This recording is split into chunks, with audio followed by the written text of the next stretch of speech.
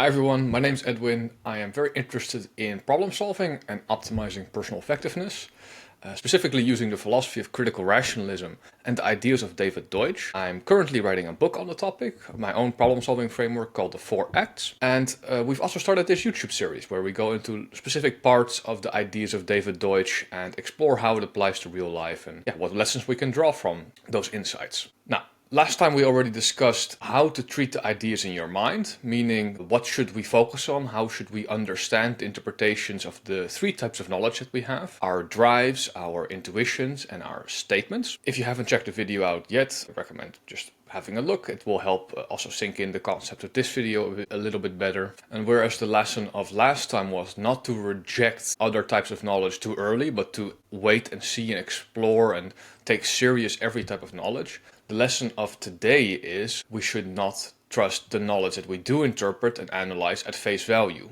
We must assume them to contain errors. They're always somewhat wrong. And we'll explore why they are somewhat wrong and why they are fallible today. And also give some examples of how we can see where they're fallible to learn to spot those mistakes. So why is everything fallible? Well, that has to do with the nature of how knowledge is created. When we perceive something, when we perceive a problem, what's happening really is that we have a lot of sense organs that are internal and external that are waiting for a trigger or for something to happen which it's programmed to wait for. And when this trigger occurs, then some knowledge inside of us, for instance a drive, will tell us what we should do. So for instance, if we touch a hot pan, the signal is the touch, the heat sensor that we have, and the interpretation via the knowledge that we have will say, oh, it's hot, we don't want to touch hot things, it can cause damage, take away your hand. So this is the process of interpretation that we have, and this can easily lead to a misunderstanding that there is a phase in the interpretation where it is,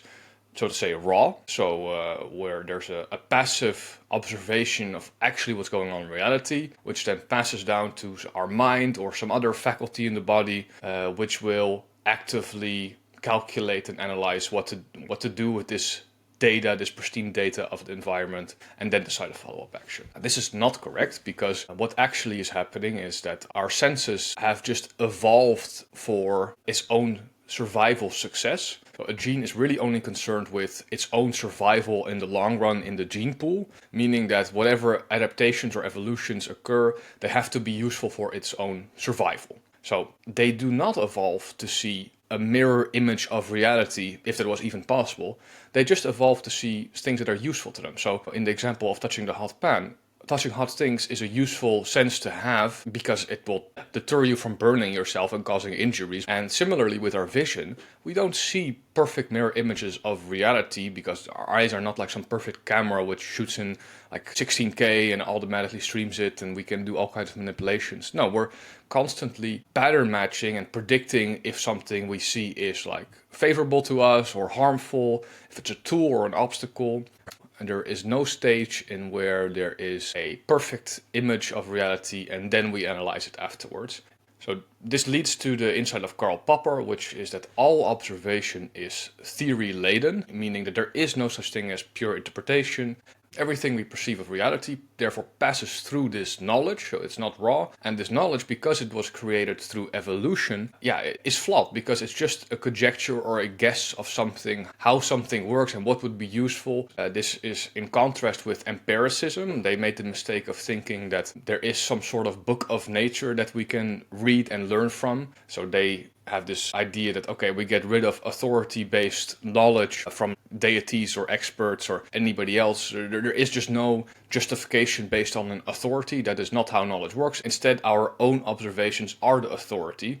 But this is also incorrect because we have no such perfect interpretations. There is no book of knowledge we can read from. There is no yardstick that we can compare our knowledge to and say, oh yeah, now we've nailed it, now we have 100% accurate knowledge inside of us.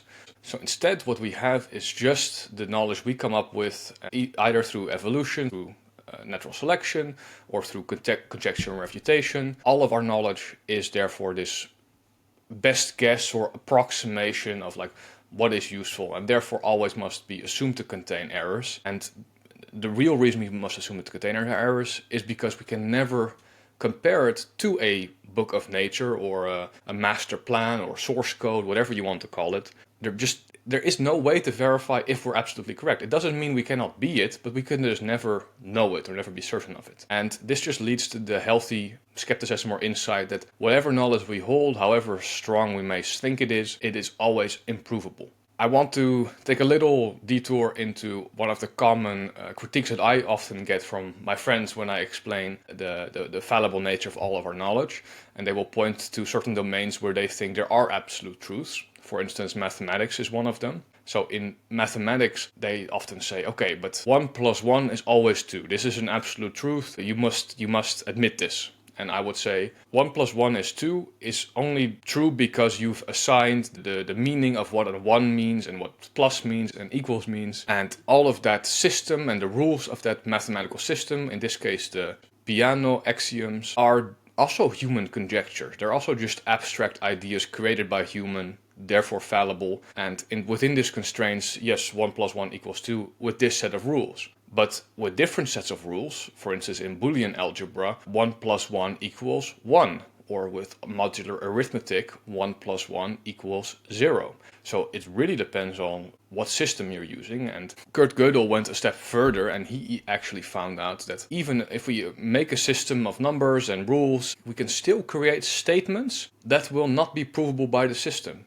Meaning that there is no way to absolutely perfectly constrain an abstract system in a way that you would ever be able to prove logically everything within that system. There would still be in that system inconsistencies, which is the nail in the coffin of the idea that there is such a thing as an absolute truth in abstract idea space. And sometimes my friends will then point to reality and then say, okay, but Edwin, you're playing mind tricks. If I give you an apple and you already have an apple, then you have 2 apples. You must concede that this is true. And again, this really holds only in the circumstances that there's the rules of the game are apples. But if the items or units that we're adding are, for instance, like a raindrop, that becomes 1 raindrop. If it's 2 flames, it becomes a bigger flame, but it's even still questionable if like the flame size is exactly equal to 1 + 1. And if you go more fundamental down to quantum particles, like you cannot even add an electron to an electron because they don't have an individual identity. They are spread out across the multiverse.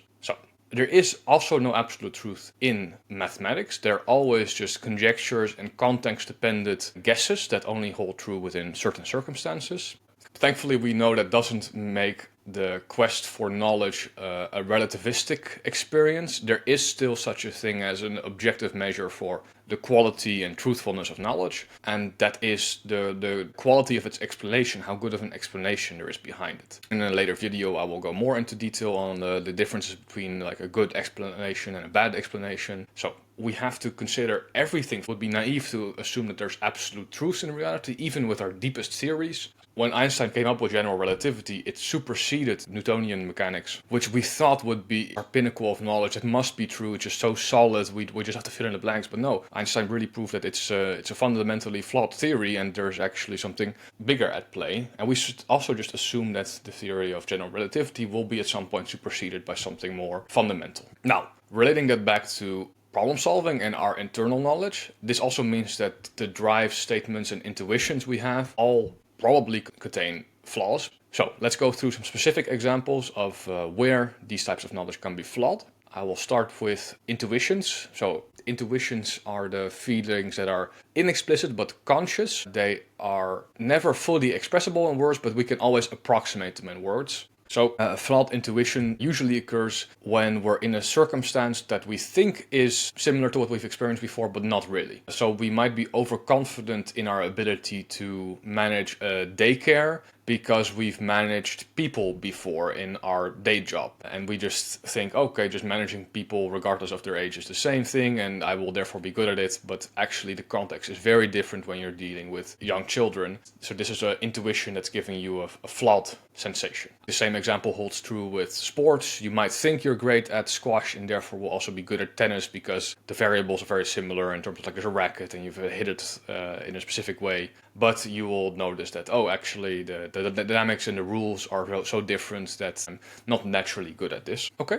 now let's move on to statements. So statements are our explicit and conscious knowledge. We can do the most with them because we have a clear idea of what their intention is, and therefore we can criticize them very well and mold them very well. Let's say we have an example where I am looking at the night sky and I see a plane, what I think is a plane in the sky, like a light flickering, but my friend corrects me and says, actually, that's a meteorite. They have the specific way of the light stream is looking and this particular hue. What basically I've encountered then is that my statement that I originally held about like what is there is false.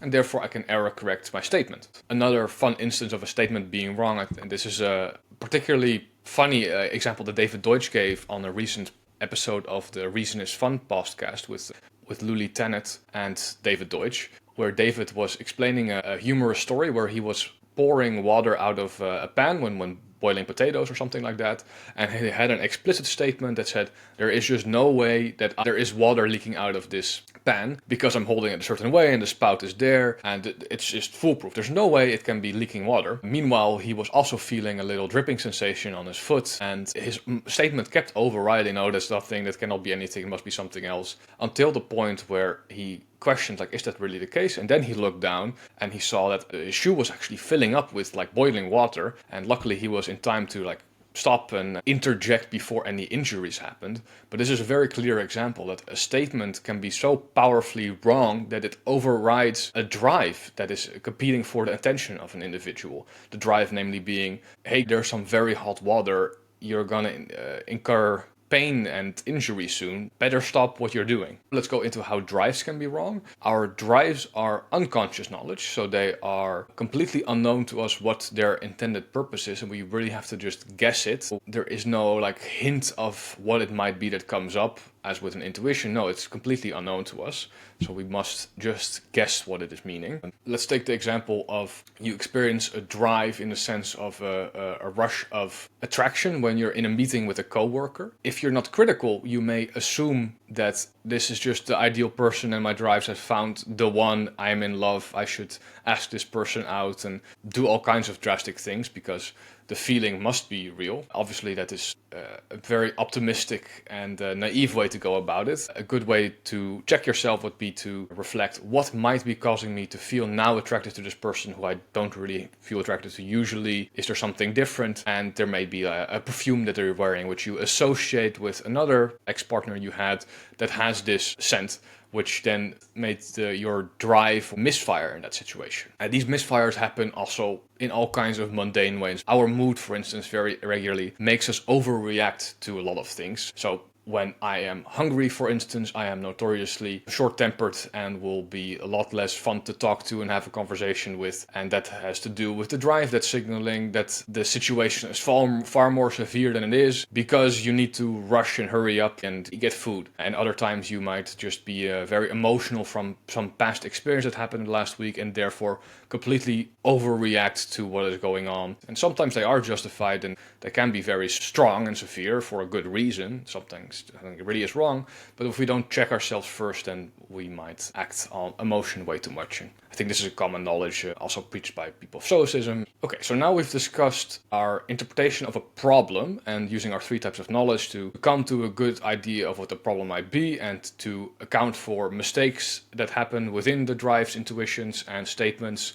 so that we have a nuanced and clear and more or less unbiased hypothesis of what the problem really is. But it doesn't end there. There's another component before we go on to solution generation, and that is assigning a success criterion to the problem. The whole reason we have a problem is because we wanted to see it resolved. We want there to be a state where that problem is no longer there. That means that we also have to have a criterion for when our problem is solved. This seems straightforward, but our default process is not good at creating this success criterion in an explicit way. It will rarely come in the form of a statement to us, like where we have a clear explanation, oh yeah, this is the problem and therefore the solution resolved if this and this and this occur. That will not naturally occur. It would require some more deliberate intervention by humans. Instead, we will have like a vague intuition or feeling of like, oh, we'll know it when we see it, when this problem is solved. But in reality, this is quite tricky. If you have like a desk job, you'll very often encounter the situation where you have a task or an assignment and you think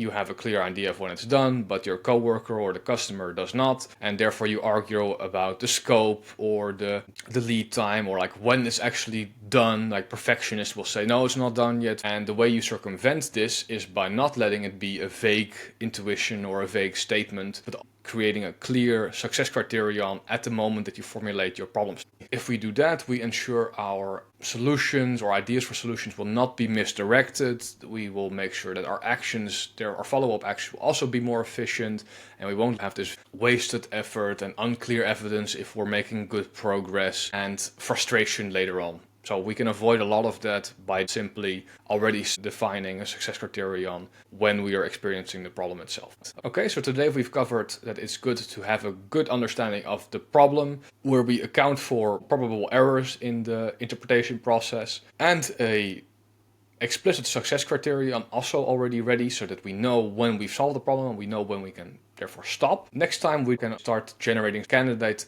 solutions which will help solve our problem.